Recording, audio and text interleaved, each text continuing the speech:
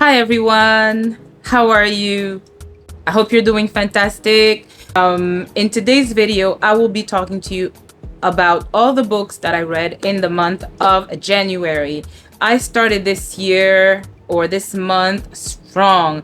I think all the books I read are 5-star reads. I might have like one or two that are 4 stars, but like I was loving all the books that I was reading. I was like, oh my god, like what's going on now? I'm gonna have to refer to my notes simply because even though they were 5-star reads, I can barely remember what they were all about, so if that's of any interest to you, don't go anywhere. Grab a cup of water, cup of whatever you like to sip on whenever you're watching me, and then sit tight and we're gonna chat. Take a ride, hit the like and show some love, don't be shy. Comment down below, let your thoughts fly. Subscribe, hit that button, let's grow together. Share with your friends through any kind of weather. Library without borders, we're reaching for the sky. Join the journey now, come on, don't be shy. We're gonna chat. Jambo, Karibu, welcome to my channel. My name is Chilanda and this is Library Without Borders. Okay, you guys, as I am filming this wrap up, it is February and I just want to say happy Black History Month, my people. But I just want to say Black History Month is mostly celebrated in Western countries. On the continent of Africa, it's seldom celebrated, I believe, simply because we are Africans. We are on the continent, and I don't want to talk about the educational system of all 54 countries, but I mean, the history that's being taught to Africans, it's always been dominated by colonizers, but I think it's in recent times. Most African countries have tried to eliminate the study of white people and all that stuff, even though it's important, but more so in a way to learn, but to prioritize learning about our own history, our own cultures, our own tradition, about our own people from the point of view of us and not the colonizers. I think that's what I mean. So it's still important to read or learn about the colonizers' history because, that's how we learn. That's the one point I wanted to make. As I also wanted to say that it is important to celebrate Black History Month for people who are outside of the continent. And I believe it stems from the fact of being, removed from the continent for so long, and to not forget the ancestors were stolen from the continent, to not forget who they were, what they went through, and how they paved the way for the descendants who are not only here today, like in the United States and, like spread everywhere around the world, but also for the ones who remained on the continent. And I think that's why we celebrate Black History Month, but also to, like I said, to take back the narrative, to tell our stories from our point of view, using our voices, not only, through African Americans, but also through the diaspora and directly from Africans, One thing, that was two things, okay? The other third thing that I wanted to say is that I love learning about history, y'all. Yeah, like you guys know, that's my jam. I love learning about history, and for me, Black History Month, or even if we're Black every day, it means just that. Learn of the history of our people. I understand when people usually say that, we have to read Black joy and Black accomplishments and all that stuff. That's what it means, I'm for that, But for me, that's when it's like the month of February is when I just want to digest more history, in all its form, whether fictional or non-fictional. I prefer fictional because it could be tough to read books. Do you know what I mean? But all right, you guys. So I have about how many books? Oh God, What I put them here again? How many books did I read for the month of January? 1, 2, 3, 4, 5, 6, 7. I only read 7 books. I thought I read 8 books. Okay. I actually started reading one book, which is upstairs in my room. So, all right, you guys. So the way I'm going to go about this, because one of my goals for this year, which again, I also have to share with y'all, is to keep my wrap up under 45 minutes. You know, usually I would go for an hour, but now I'm trying to, like, if I could do 30 minutes, that's great. So the way it's going to work is that I'm going to try to spend like 3-4 minutes on the books that were not 5-star reads. And then if I have more to say about the books that were 5-star reads, then I have a bit more time to spend on those books, okay? But also I would like to read from my journal, so as to remind myself of what I felt, what I first felt at that moment when I was reading those books. And also it helps because once I read my summary, you guys, those are basically my thoughts, right? So I may or may not have to go into more details explaining the books, right? So without further ado, let's jump into these books. Now, I'm gonna start with this one. And like I said, I'm not gonna go through them by order that I read them, but if I go through my journal, and by check my journal, you guys, it's so cute, huh? So cute, so pretty. So, but what I realized about this journal, I'll give you like a little tour of my journal in my video where I'll be talking about my goals. But I thought that like these pages have not been used. Like I don't find them. Anyways, I'll talk about that. I don't want to take up my time, right? So it starts now my 45 minutes. So the first book we're going to talk about, it's All the Lonely People. So let's go to my review. So that's my review, y'all. And that's my rating on the side there. So All the Lonely People by Mike Gale. It's a fiction story and pages 371. The book was about a Jamaican-born Englishman named Hubert. Hubert Bird keeps to himself and prefers to stay that way than to socialize. The story is told in dual timelines. We learn of Hubert's past life, how he met the love of his life, the kids they had, and the challenging times in which they lived. It was the 1950s. We hear of what his wife and him endured during that time, racism. The racism and how the wife, being white, how she had been shunned by her own family.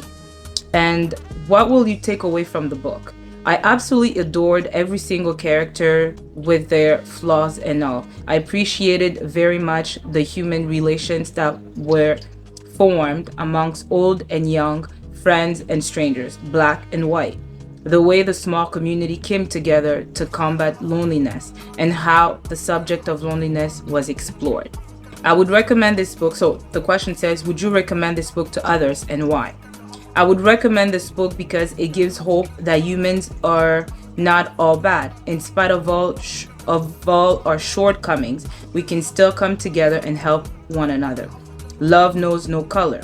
Family comes in many forms. And when one truly feels like giving up, there's a neighbor, a friend nearby to lend a hand. Oh, those were my own words, y'all. Like these are my words. So what more can I say, you guys? This was actually my first read, and I was so surprised because the subject itself, and you know, I'm not old, and my first thing would have been like, how would I relate to this book, especially, you know, the book tackling old age and old people and stuff like that, you know? And that's why you shouldn't judge a book by its cover, literally, okay?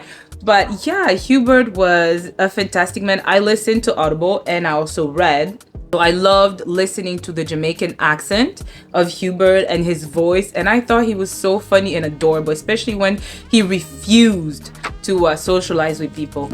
His daughter's name, I think Mary. I think it was Mary. Correct me if I was wrong. But you guys, remember how he was preparing for her to come? And that bombshell when he finally revealed. Okay, I'm not gonna spoil for the ones who read, but like, no. And then his son, You guys, his son. Oh my god. And by the way, I don't know if my summary said it, but Hubert was married to a white woman. And during the 1950s in the United Kingdom, there was still racism, you know? And you could just imagine. I mean, I have to give props to white people for going for a black man back then. You know, because you also risked being shunned by your own family, your own community, and why would you put yourself through all of those risks? Have kids knowing that they're gonna be mixed but considered mostly black, and they're gonna have to go through that. Yeah, somebody's gonna say, well, you know, I fell in love, I couldn't control my feelings. Not here to judge, that's not the point, but like, kudos to you white people who went for black people during the 1950s knowing what you were gonna lose, okay? Apart from that, yeah, the relationship with his son, that really broke my heart. As a parent, I cannot imagine, y'all. I cannot imagine. But you guys, it was a 5-star. I think I showed you here. It was all 5-star. It says here, rating, I said 5 stars, setting, 5-star, enjoyment, 5-star, readability, 5-star. I love this book, like 5 stars, okay? You guys, you know I like to read 1 or 2 quotes, so let's see. Scribbled across the middle of it in block capitals were the words nigga lover, go home. That was one thing that was written for the wife, obviously. That's what I'm saying. Like, hats to you, white woman, knowing that and this was gonna happen and you still went ahead, and so hats to you. But in the absence of any other kind, what choice was there? What was it people used to say? If you're not part of the solution, you're part of the problem. This, I've always said that, and I'm down with this. If you see something that is obviously wrong, and you decide to turn your head away, your eyes away, telling yourself, oh, that's not my business, but you know you can say something and do something about it, you're part of the problem. So I like this quote. So I could share many quotes, but that was it for this book. Next, I read The Devil 3 times. Now, it looks like I'll be going by order that I read them. Now, this book, when I first looked it up, because I was looking again, books written by black authors, by black people, about black characters, all that stuff. So when I saw this book, and I read the premise and the synopsis, I was like, oh, this is interesting. It also gave me a little bit of Yagyasi Homegoing, the 2 sisters and the tree, the family trees, and how they're just gonna separate when their ways, and then you follow each sister through different periods of time. You also get this, but written by a male author. So it's by Ricky Fain, that's him. I thought it was really interesting. So you follow a family. It's a family saga type of story. Now, the only thing with this is that sometimes I could get a bit confused, but what you have to do in that time is that each chapter, it tells you, how do you say, the relationship to the first family, and the dates of the person from their, time of birth to the time of death, as well as you have the family tree at the beginning of the book. So if you do get confused, I suggest to kind of go back to the family tree to resituate yourself so you can follow the story much better. So let me read you my synopsis. So The Devil 3 Times by Ricky Fain, literary fiction, 400 pages. What was the book about, and what was your favorite part? The story is about the Laurent family. The story begins with Yetunde, who is stolen from her home in Africa. There begins her journey to America, except Yetunde is visited by the devil. A deal is stricken. A deal is made, okay?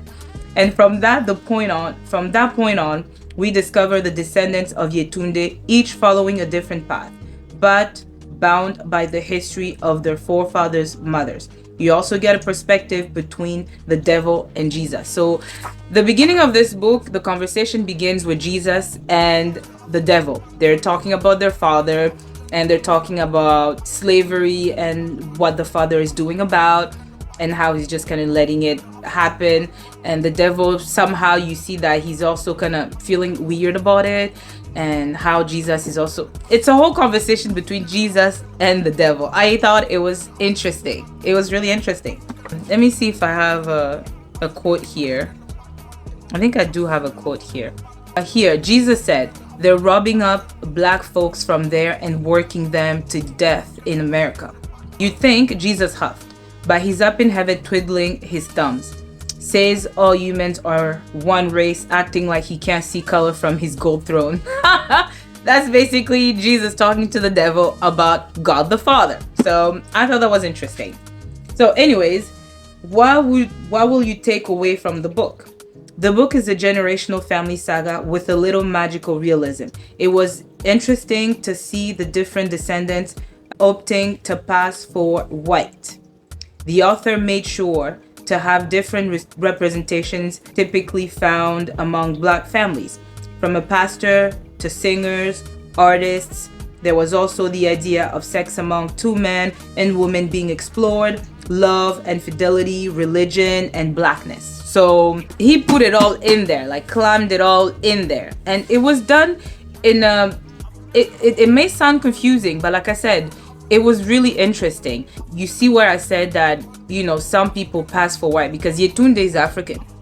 And at the beginning of the story, she does get involved with the captain of the boat who's bringing her to America, who's teaching her English and things like that.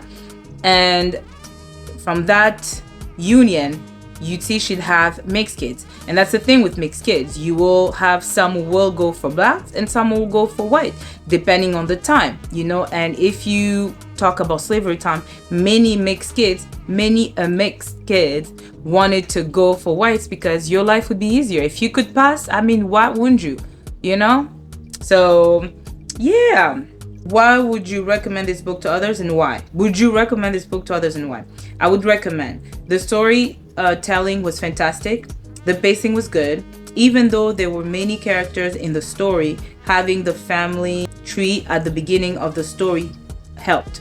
Also, each chapter gave the reader the parentage details. There were some funny parts as well.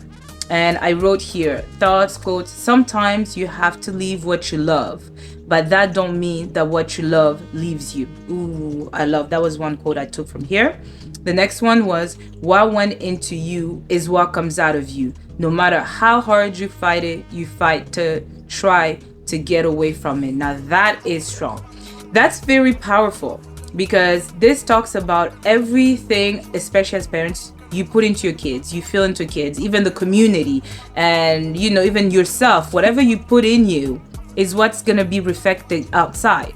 And I'm gonna take a moment here to open parenthesis, okay? When you read solely books about fae and what is it, wolves and things like that, and that's only your genre, but that's all you're putting in, I don't know what comes out, but just, you know, just think about it. When you read only thriller and, you know, dark romance, for example, things that or horror, like and that's your genre, you keep feeding your brain of things like that. So I'm not sure what comes out. What do you put out there when you feed your brain of those things? Okay, so close the parenthesis. But there you have it, you guys. Like I said, this I said it all, right? So I would recommend. And for the rating, it's right here, my rating. It's 4 stars. Yeah, it's 4.75. And then setting, it's 4 stars. Enjoyment, 3 stars. Readability, 3 stars. Now, I guess the enjoyment might have been where sometimes I was a bit confused, you know, who were we talking about? Like which character, which descendants were we talking about? I think that was what the enjoyment kind of wasn't that strong for me, and maybe the subject at times, but other than that, I recommend the book. So next I read The House Girl. So now this book actually was truly surprising for me. The House Girl by Tara Conklin. I love this book. This was a 5-star read. I was surprised because first of all, it's written by a white author and she's tackling the subject of reparation. And the way she brought some points, I don't know where she got those points, if she heard other black people talk about them, but the way she brought them into these books, it was so powerful. And as I am actually talking about the book, I'm now remembering the way I felt. There were some parts, you guys, where she actually wrote all, and I have goosebumps, all the names of the people, the names of the enslaved people. She wrote, and I was listening to it while I was also reading in tandem, I guess. I want to share it with you guys. The author literally went through each name. She read every name right here, you guys. So I need you guys to see. It begins here. Okay, this little paragraph. Now this whole page are names. Just check. All these are the names of the enslaved people. And she went through every single, all the way here. And I was hyperventilating. I was like, oh my God, okay. Just thinking about it, I'm like, okay, like we're saying their names. You know how we say, like, say Breonna Taylor, like say their names. And I was like, and I was reading. Oh my gosh. Oh. Okay. Oh, yikes. Sorry. Okay, I didn't know it was gonna be this emotional because I actually thought I went through this. I told myself, please go through your moments, not in front of the camera, so that, you know. But I was saying the names with the narrator, with the author, because say their name so we don't forget them. Anyways, you guys, let me read you what I said. So the story is about Josephine, her life, and the story of Carolina, who is a lawyer in present time. Josephine's story begins in 1840s on a plantation in Bells Creek. She, like many enslaved people, dreams of freedom, and the only way to get it was by running away. Carolina is tasked the Herculean burden of searching a witness who will go against the United States in a class action for reparations for the descendants of enslaved people. That's it. That's the book. What will you take away from the book? Right away, you guys, here it is. The names that were listed in the book. I told y'all, as soon as I picked up the book, I was like, that was the moment for me. That was the moment for me.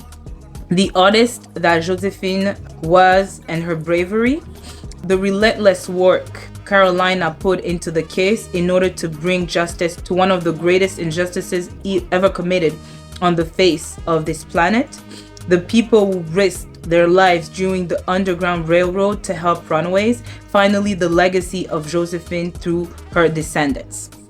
Would you recommend this book to others and why? You see, I wrote here, absolutely, exclamation point. Absolutely, a million times. The way the story was written was so raw and evocative of someone who really tried to put themselves in the shoes of the oppressor and the oppressed. I felt the immense loss of the people who will never be known and the ones history tried to erase. Guys, this book marked me. Like, I kept reading all these books and I was like, oh my God, like these are such great stories. Like Thoughts and quotes. We seek to right this nation's largest, most enduring sin. We seek redress for hundreds of years of men's humanity to men. Trillions of dollars in unpaid wages. You guys, let me just read you some quotes and then I'm gonna finish. But you guys, please, I know it's Black History Month, but if you want to read about, it is obviously our story. I know it's written by her, a white author, but I feel like she did such a good job. I would recommend for you guys to read her during Black History Month. It was mwah. So let me see if I can read you some quotes real quick. Oh, this part is how whenever runaways would run, what they would do, like maim them. This one, he got the heels with they cut the heels with an axe or a long bladed hunting knife. This is human being. This is not butchering an animal. This is a human being. Anyways, the claim is for slaves. I mean ex-slaves, ancestors of slaves, great-great-great-grandchildren of slaves, to claim money from roughly 20 private companies that benefited from way back when from slave labor. Yeah, this is the part where I wrote in my journal. We seek to right this nation's largest, most enduring sin. We seek redress for hundreds of years of men's inhumanity to men. Trillions, let me say it again, trillions of dollars in unpaid wages. We seek not only to compensate them for their ancestors' sweat and blood, but to memorialize, to remember. Who were they? Who were their oppressors? I want names on both sides. The truth telling, the testimony, the media attention that this litigation will generate, a public reckoning, so to speak, will allow these historic wrongs to finally be made right. This part here, I tabbed it because it reminded me of that book that I had read by Marcus Rediker about the slave ship. So they would use an unjust enrichment theory, arguing that 22 private US-based corporations from various industries, tobacco, insurance, textiles, banking, transportation, energy, mining, had been unjustly enriched by using or benefiting from slave labor in the years before passage of the 13th Amendment. Oh, I love this part, you guys. Let me ask you something. American slaves built the White House. They built the Capitol building. Jefferson owned them. Washington owned them. Ulysses S. Grant, yes, the great commander of Union troops, he owned slaves. 8 presidents sitting in the White House owned African American people. And yet, there is not one single national monument to our brothers and sisters in chains. Why is it that we have 19 Smithsonian museums, 19, one just for goddamn postage stamps, and not one is dedicated to memorializing those people who lived in bondage and helped build this country? Woo!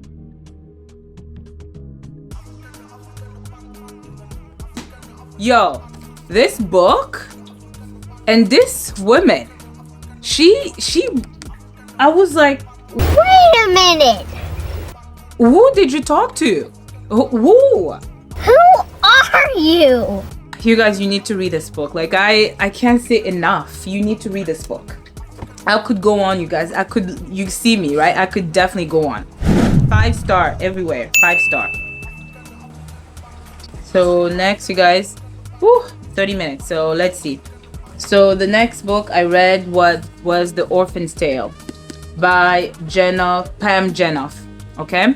And obviously, remember when I told you I just picked up this book because it is winter. It's winter, and it's so funny because this is a train, and I have train that always go by my house, and it was just so, I was like, okay, let me just pick this book. But you guys know that this book was obviously the Jewish Holocaust, right? Let me read my synopsis. The Orphan's Tale by Pam Jenoff. Historical fiction, 316 page. Tropes, found family. What was the book about? What was your favorite part? The story is about 2 women. One is Jewish and the other is Dutch. Both are returning or running from their past. Together, they find themselves in a circus run by a German family. Every day that they traveled to perform, I felt tense and scared. There were SS armies at every border. Stop. Astrid is the Jewish, how do you say it? How do you call them? Acrobats. Okay? Astrid had to manage where to hide. There were some parts that were truly heartbreaking, yet the people who risked everything to hide a Jew give hope to humanity. So that's what I wrote. What will you take away from the book? The horrific history of the killings of Jewish people. The reason was them being born Jewish. The many Germans who also risked their lives to hide Jews. The resilience of Jewish people through it all, the love stories that still managed to bloom, flourish in the midst of it all, the friendship that flourished between the 2 women, and how the French also participated in the genocide of Jewish people. Would you recommend this book to others and why? I would recommend this book because of how important it is. It's also a relevant story. Never forget that innocent people were incinerated in concentration camps, their crimes being Jewish. So that's what I wrote. And then you can see my rating here. 5-star. So 5-star for the whole book, really. Setting, 4 stars. Enjoyment, 4 stars. Readability, 5 stars. So that's exactly what the book is about. It was just Astrid with this other girl who was Dutch. And the reason why she was running away, the Dutch girl, was simply because at some point there were some Germans who came to their house, because back then when German was, for example, invading France, I think it's France, they would come and belet places, of people there. And what happened is that this German stopped by and had sex with the Dutch girl. She was underage. He left, obviously, and she was pregnant. And back then it was taboo, so her parents kicked her out. Even though the time they're in a war, but they kicked her girl. So she had to run away. And then while she's running away, she's also working at this train station, but she's also pregnant. What she does is that she gives birth to this center that takes babies, you know, those babies that you can't take care of. They had this hospital that would take care of these babies and then put them to give them to other families, as long as the baby was not Jewish. So when she gave birth to her baby, she wanted to hold her baby, but they told her no, because, you know, they didn't want that connection to be made. Long story short, her baby's taken away from her. But as she's recovering, I think a few days after, not even that long, maybe 1 day or two, she's doing her thing, and then she hears wailing. Like she goes somewhere, but within the train station, and she hears like babies crying. And then when she goes there, she opens this compartment of a train and she sees just babies. And this is winter, you guys? Like, it's winter, and she sees all these babies in the train that are not covered, that are not protected. They're just like in their nappies, and some are blue, some are probably dead, frozen to death, and she's looking for her baby. You could tell that these were Jewish babies because they were circumcised. So she grabs a baby. There's a whole story with that baby, and then obviously as she's running away, it's in the cold, she's not protected. She tries to protect, her milk was already gone because, you know, the baby didn't have time to kind of suck it in. Anyways, long story, she's found by that circus where she will meet Astrid, and the two women will become friends and go through some horrible things. And the end, you guys, the end. Anyways, you guys, again, I recommend. Next, I read Everything Is Not Enough. Now, I'm not going to talk about Everything Is Not Enough, simply because I have a vlog, you know, you guys. I have a vlog, and Babe promised to actually work on it. He promised that he's going to get it out sometime next week. So that's what we're going to do. So in there, I'm actually reading Everything Is Not Enough, The Color Purple, and a third book anyways. So this is about, I think, 4 women. You have Jasmine, who's Somalian. You have Kemi, who's Nigerian. She works in the corporate world in Sweden. And then you have Brittany Ray. So 1, 2, 3. Okay, so it's 3 women. So let me just real quick read the synopsis, because like I said, I already talked about it in my vlog. Everything Is Not Enough by Lola Akimande Orchestra. Women's fiction, 381 pages, female friendship, and I said cheating. Those are the tropes. What was the book about? And what was your favorite part? So the book was about Yasmin, Brittany Ray, and Kemi. Kemi is Nigerian, working for a corporation in Sweden. Yasmin is a Somalian immigrant who ran away from something in her country. Brittany Ray is African American, married to a Swedish prominent affluent white family. She's married into a Swedish prominent affluent family. All 3 women learn to navigate life in Sweden. At the same time, we learn of their path, tribulation, survival, and what it means to be a Black woman and a woman of color in Sweden. What will you take away from the book? I appreciated Yasmin's resolve to come out clean to her husband after a horrible incident involving her Turkish husband and friends.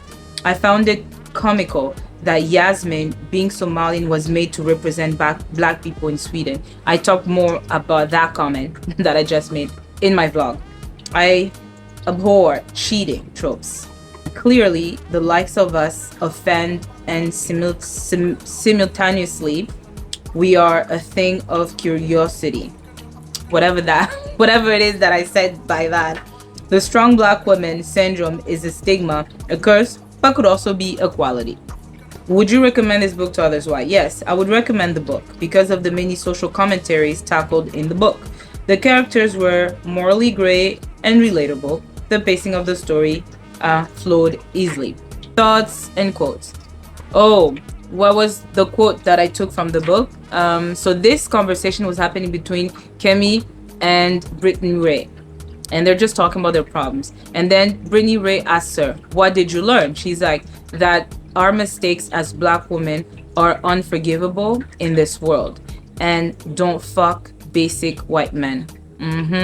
So that's that about the book. And like I said, I talk more about the book in my vlog, which will be posted sometime next week, hopefully Wednesday.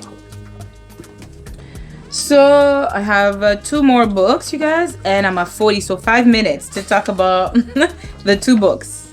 The Color Purple by Alice Walker. You guys actually read 8 people. I'll tell you more about it, okay? By Fiction 286. Now, I talk much more about the book in my vlog, okay? But let me just read you my summary. The book is about 2 sisters, Sally and Nettie, and their lives during the 20th century in Georgia. Sally starts her life with a person who should have been her protector, but turns out to be her... We've seen the movie, we know the book, okay? So you guys, if you haven't read it, you at least have watched it. So there's no spoilers here. Her rapist. We then follow her as she writes letters to God explaining her misfortune. At the same time, we follow Nettie all the way to Africa among a small tribe. There she will learn their ways and raise Sally's children. What will you take away from the book? The amazing resilience of Sally, her spirit, the way she began by accepting all that had befallen her, but then took her life in her own hands and stood up for herself against the men in her life.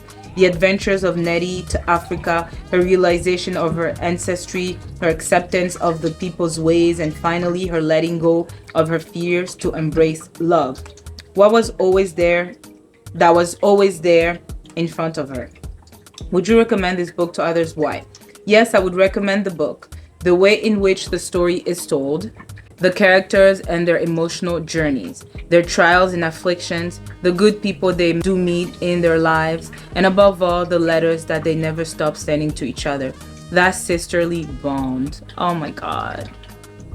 You guys, the reunion. Oh my God. I actually am filming myself like, woo.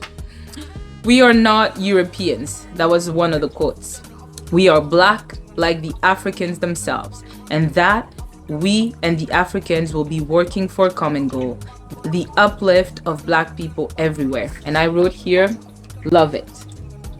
Because that's also my thing on my channel. Like, I want Blacks from everywhere around the world and Africans to bridge that gap, you know, have conversations, communicate, let's talk. Let's talk about the trauma that surrounds ourselves. Let's talk about our history. Let's see how we can ask the descendants of the enslaved people, how can we talk and make peace, forgive ourselves, and love one another and learn from each other, all that stuff. So that's why I'm always reading Black stories that not only are from African Americans, but also from the Caribbean, from also Black people in the United Kingdom, and also from Netherlands, right? And I love that Alice Walker.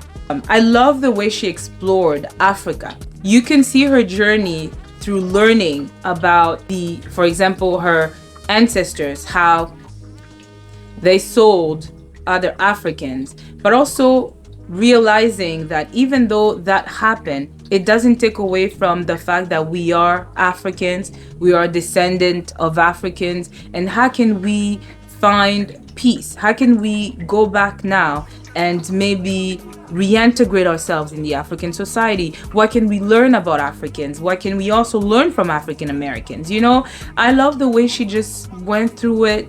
That was Nettie, and I didn't even know it was her the whole time narrating her own story. I had to be like, wait, who's narrating the story? And it was like, it was her. So yeah, it was 5-star. So here, the rating here. So rating overall 5 stars, setting 4 stars, enjoyment 5 stars, readability 5 stars. Obviously readability would have been 5 stars because you hear Nettie, or at least Sally, the way she writes is very, not in a childish way, but you can tell that it's very simple, right? So obviously readability was simple. So yeah. And then This was a book club pick for December. One of the ladies picked The Nightingale by Kristen Hanna.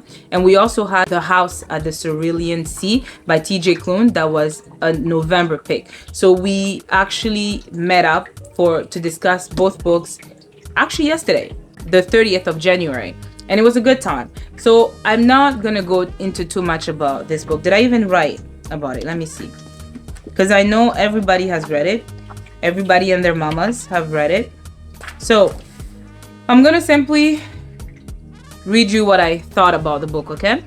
The Nightingale by Kristen Hanna, 438 pages. What was the book about? The book was about the genocide of Jewish people. Not really. I like to just say that, but it was very reminiscent of The Orphan's Tale, and I had no idea I'd be reading two books in 1 month about the same topic, was the killing of Jewish people. This was a pick from the ladies in the book club, so you know, and that was my own pick. The killing extermination was perpetrated by Nazis, SS Germans. They invaded France in 1941 and proceeded to round up children, women, men, old, young, brought them to concentration camps, overworked them, where they were gassed and overworked in deplorable situations. In the midst of it all, we find two French sisters who will endure all kinds of danger and sacrifice in order to protect their loved ones and defend the right to life for Jewish people as well as French people. We also follow the fight of the Allies. What will you take away from the book? The pain, love, tragedy, resilience of both the French and the Jewish people, but also the failure of humans against the hatred and anti-Semitism of another group. The courage and strength of women during World War II, their sacrifices, and the discovery of one's own strength and limit. And this thing I added because after reading this, I was just curious to know how many Jewish people were exterminated during the World War II. And it says 6 million Jewish people were killed in concentration camps, starved, tortured, raped, and French people collaborated. That was also part of the book. Would you recommend this book and why? Yes, I would. It's a great intro into one of the many tragedies that's ever befallen humankind. Thoughts and quotes. Benevolent? Benevolent? What kind of benevolent God would allow such a thing? Like I said, I've seen the videos on TikTok of people crying and things like that, and I shared my own tears. All of us ladies talked about the parts that made us cry, and we all obviously cried because as much as you want to tell yourself some things, especially for me as a black woman, some of us as black women within the group were like, 6 million. I could talk about slavery, but this was not a matter of comparison, right? This was just, we're reading a tragedy. As human being, you put yourself in the shoes of these people and you feel the pain, right? In that context, then we all felt it. We all felt it when Sarah, Rachel's daughter, was trying to cross the border. We felt that part, okay? We all felt when Beck was helping Vian whenever he was beletting the house, and there was something that was connecting between Vian and Beck. And to tell you the truth, I don't want to judge because I can never understand those kind of circumstances and what kind of survival mode you get into in order to survive, right? Vian may have been or started developing something with Beck. Do I agree? Am I, I don't know. Maybe if I was in her shoes and Sophie is there and I also have to protect Daniel, even though his name was Ari, I have to do what I gotta do because now it's no longer about my life. It's the life about those two, right? And I'm still also waiting. She was waiting for Antonio, her husband, So that part was also something we discussed. The other part was Isabel. At first, when I began the story, you guys, I was like, of all the two sisters, I'm Isabel. Like, I am Isabel and I want to fight. I want to rebel. I want to be a revolutionary. I want to be a hero. I want to be all that stuff. But then I had to be really honest with myself. I may have been like that. I may not have had kids. So my ideals would have been a bit daring, like Isabel.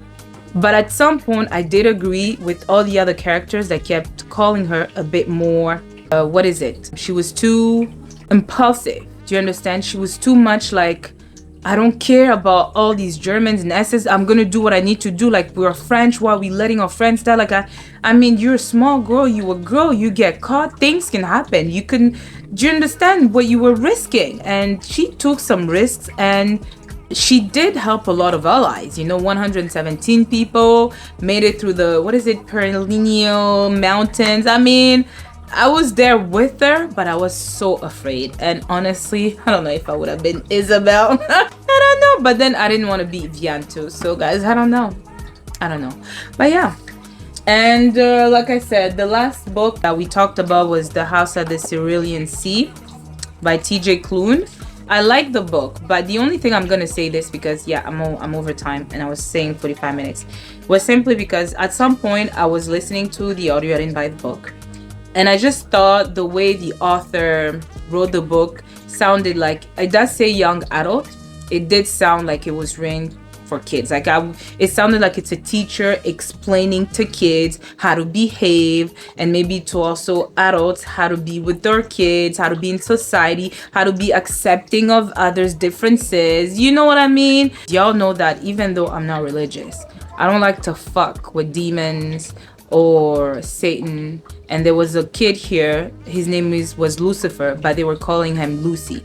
And I understood what the author was trying to portray to the reader, that even though you are different and you may be descendant of evil, you may not yourself be evil. I get that. Did it have to be Lucifer? A bit extreme. The Antichrist? A bit extreme. The only black character was it Sal, and he was being made into a dog? I don't know. Maybe I'm overreading too much, but and the other part that I really didn't like as well was the master of the house. Like Arthur, he's the master of the house. I didn't like that whole master. He could have just been the responsible of the house, the chairman of the house. I don't know. We could have done away with the master. My thing? Okay. And the little cute budding thing that was happening between Arthur and, what was it?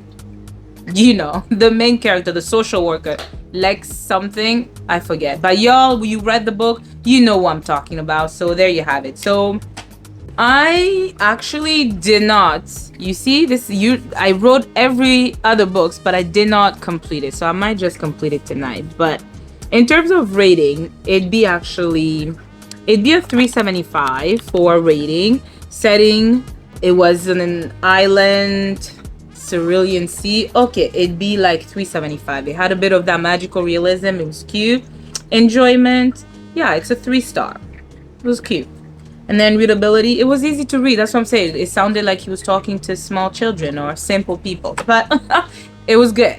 Okay, so 8 books for the month of January, and I did my wrap up in 54 minutes, but hopefully we'll bring it down to like 50. I did say 45 minutes, so I'm being conscious of my time, you guys. Okay, so I hope you enjoyed this video, and I hope I've shared some great books that you have not read and that you will actually pick up and read. And if you do pick them up, I would love to hear from you guys. I do this because I want to talk about books. Like, I'm obsessed talking about books, and I would love to share thoughts and ideas and everything through comments with you guys. So please don't forget to like and comment, subscribe and share, and your notification bell. And if you don't want to do all of that, can you please leave me a red and black heart for my outfit today? Now see you in my next video. Bye.